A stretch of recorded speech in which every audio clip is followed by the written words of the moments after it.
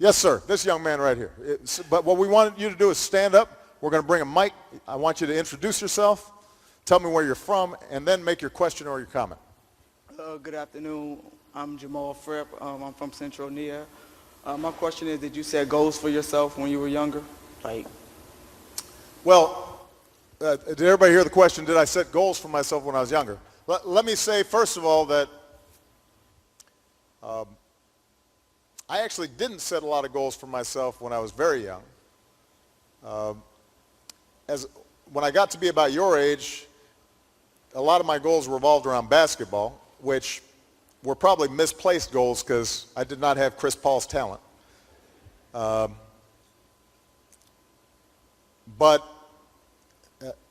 as I got older, so by the time I got to be a junior or senior in high school, I realized that I did need to go to college, and that required me to buckle down a little bit.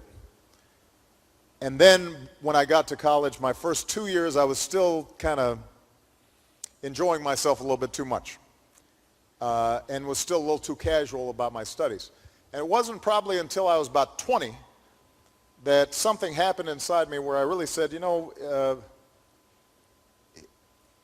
if I want to be serious, if I want to make a contribution, if I want to be proud of myself looking back on my life, then I'm going to have to change how I do things.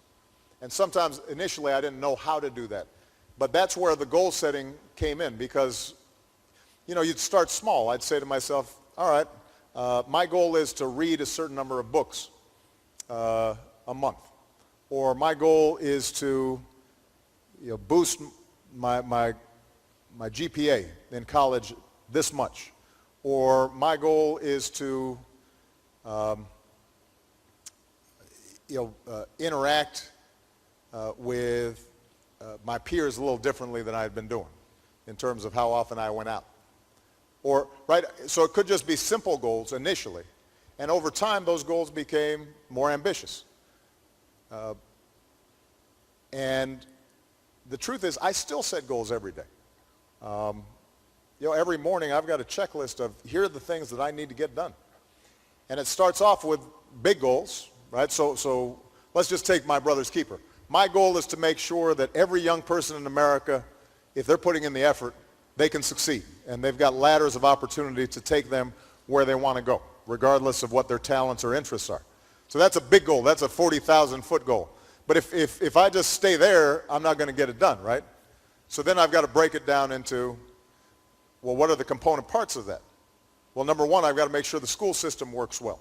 So then I'm going to talk to my Secretary of Education and I'm going to say, what are our goals this year in terms of improving, whether it's early childhood education or making sure that young people can read at grade level by the time they're in third grade or what have you.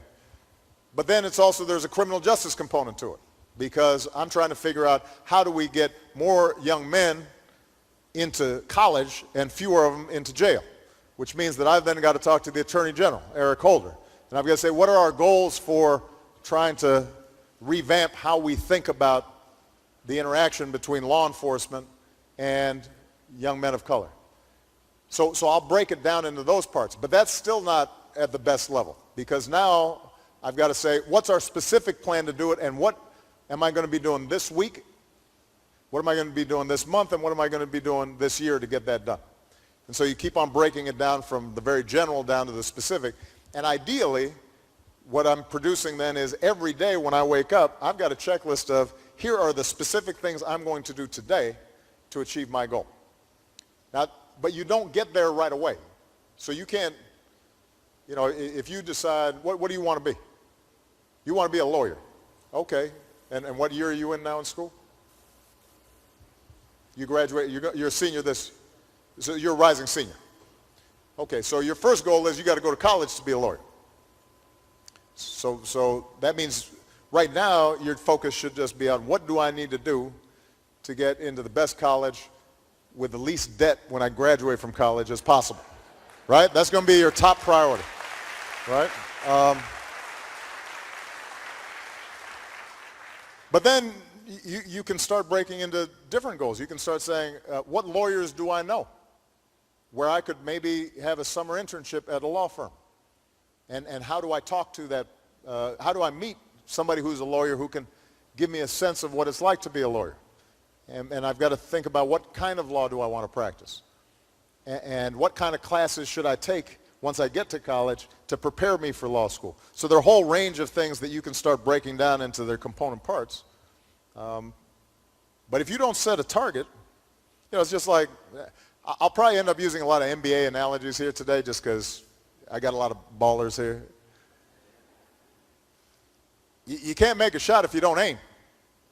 I mean, it's pretty straightforward. The first goal is to know where it is that you're trying to put the ball.